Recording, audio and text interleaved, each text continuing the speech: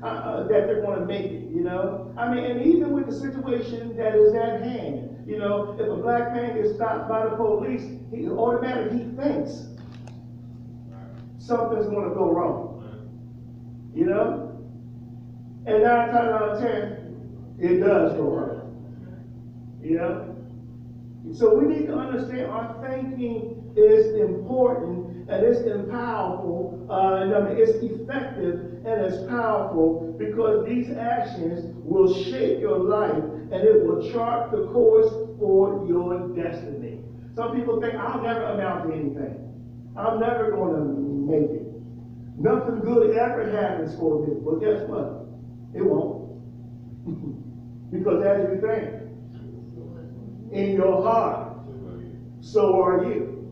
So if you think nothing's going to happen good for you, guess what? You're not going to look for goodness. And if goodness does come, you're not going to be able to see it because you're not receptive to it. Your body's not receptive to it. Your finances are not receptive to it. Your mind is not receptive to goodness. Why? Because you don't think about goodness, and it's not in your heart, and so it's not. You're not even going to put yourself in a place where you can receive goodness from other folk. And then when folk try to be good to you, I don't want nobody doing nothing for me. God's trying to bless you, but your mind is so jacked up, you can't even receive the blessing. Why? Because your mind has poisoned your heart. And it has crystallized in your heart. Ain't nobody out there, you know. Ain't no good men out there. Ain't nobody going to help me. I wonder what they want. You know, nobody give you nothing for free. Well, I know that's a lie. Because we're sitting in a $350,000 bill for free. But you got to be receptive, you know. Let me tell you something. We'll kind of get to that. Good thoughts equal good destiny. Bad or negative or wrong thoughts, likewise, equal to negative, bad, or wrong destiny. So you gotta understand. Good thoughts will equal a good destiny. Why? Because you're thinking about it, your heart is filled with it, now your actions are flowing from what's in your heart. And now you position yourself around good things, you look for good things, you strive for good things, and your whole life is surrounded by good things. But if you have bad thoughts or negative thoughts or wrong thoughts, that's going to shape your destiny in a negative, wrong, or bad way. You're going to be attracted to bad things. You're going to, you never notice this, and people used to say it, but it's actually true. Birds of a feather. You know, misery. You know, you ever notice how when you are going through, you usually look for somebody who's going to agree with you? I ain't going to call him because I don't want to hear that. I'm going to call somebody who I know is just as jacked up as I am. And then we do that, yeah, man, I know what you mean. I feel it. You know, and you're like, yeah, right, thank you. And then you keep perpetuating the negative. You keep perpetuating the bad. You keep perpetuating the wrong. And your hearts get full and full and full. And they begin to crystallize and formulate into bad habits and bad actions. That's why you really, honestly, what you need to do is, and we all do this when we find ourselves in a bad place, and that can happen to anybody. I don't care how long you've been saved. When you find yourself in a bad place, or you need to reach out to somebody who can shine some goodness and some light and help you to turn your heart back to where it should be. Now, watch this.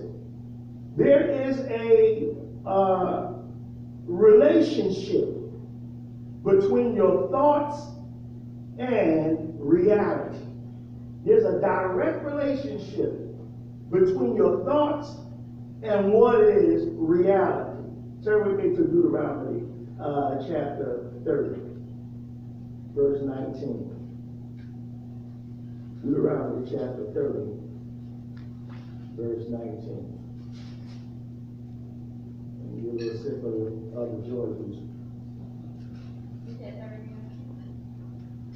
Yes. Chapter 30, verse 19. And it reads, if I can find it,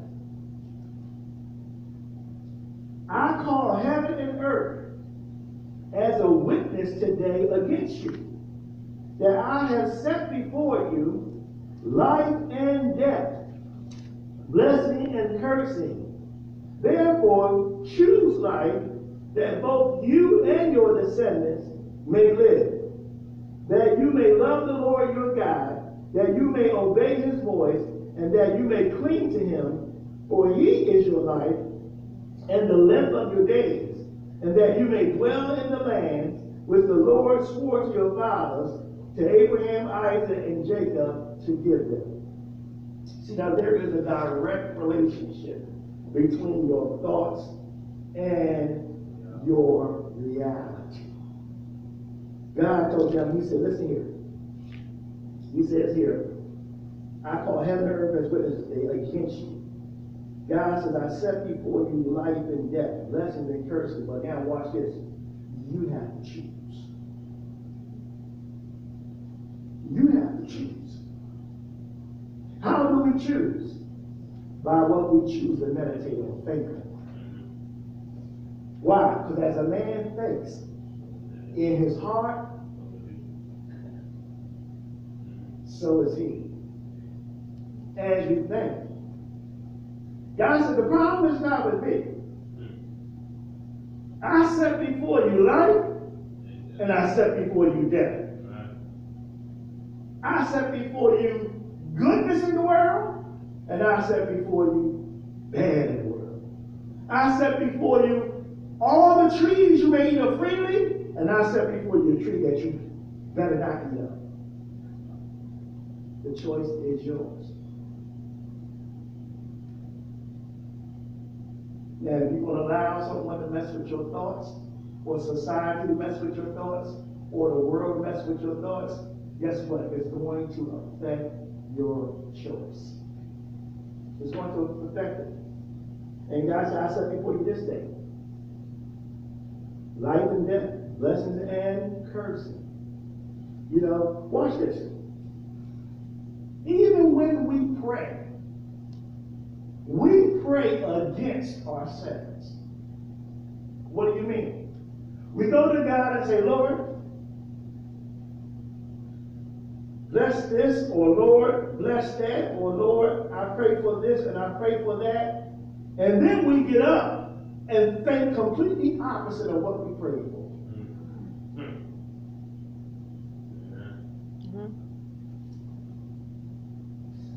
That's what we do.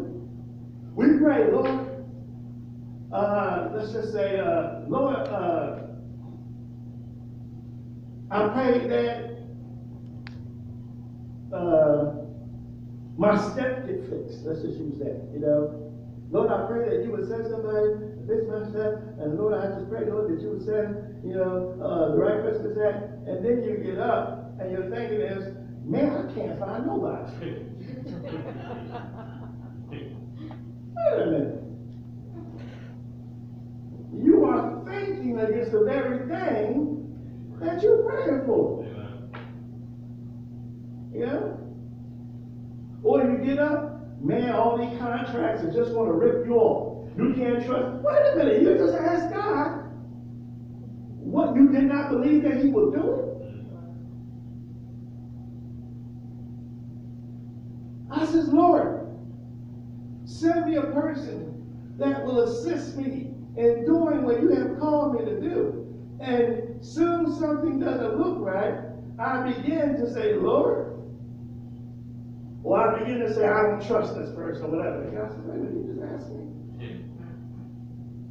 You see, we can speak, we can think, we can go contrary to the very thing that we are praying. We can act not in accordance with the things that we are praying. In other words, you can work against your very own prayers. Amen. Through bad and wrong thinking. Yeah. Our thinking, watch this, need to cooperate with what we're praying. It has to cooperate. In other words, if I pray it, I got to get up and think and believe and receive. Come on now, Mark 11 says, if you can believe, you can have what you say. But we pray, and then we get up, and immediately our thinking is wrong, negative, and bad. So we are not cooperating with our own prayers. You know, even when we pray, watch this. Lord, I just ask you to watch over this. Lord, I ask you to cover this. Nah. See, that tells me how you think. First of all, what I'm going to say is, Lord, I thank you that you're already watching over it. Lord, I thank you that you're covering it. Lord, I thank you. Why pray something that ain't happened? If he is protecting, why ask him to protect? Instead, thank him for protecting. If he is watching over, why say, Lord, watch over me? No, thank him for watching over you. If he is feeding you, why say, Lord, I just pray? No, Lord, I thank you that I have it. See, our thinking has to change, because not only are we working against our prayers, our thinking is affecting our prayers, and we're praying backwards and in the negative. And we need to change that.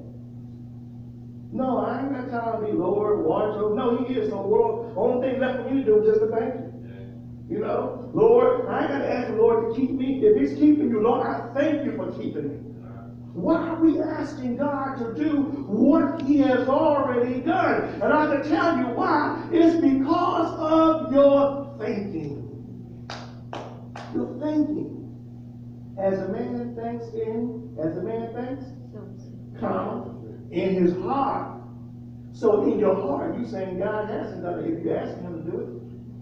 Or what he done is not enough. Am I helping you? Yes. I need you to get this. Amen. So your prayer is going to begin to change. So when you're praying, Lord, I thank you.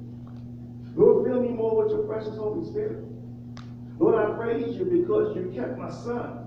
Lord, I thank you because you've been watching over him. Lord, I thank you that even when I'm not around, Lord, your grace already covers him. I don't pray, Lord, I pray that you will cover him. Lord, I pray that you will watch over him. Lord, I pray that you will bless him. That's a negative prayer all the way around. You're telling God that he has not done it yet. Instead of telling God, Lord, I thank you for how you watch over him. Lord, I thank you for how you bring him to and fro. Lord, I thank you for how you made a way out of no way. Lord, I thank you for good health. Lord, I thank you. Do you see the difference? And it's born out of your thoughts. So many of us are praying one way, and then we're thinking another way. Or we're thinking such a way till our prayers become what? Ineffective. Because we're not giving God the glory even in our prayer. There is a relationship between your thoughts and your reality.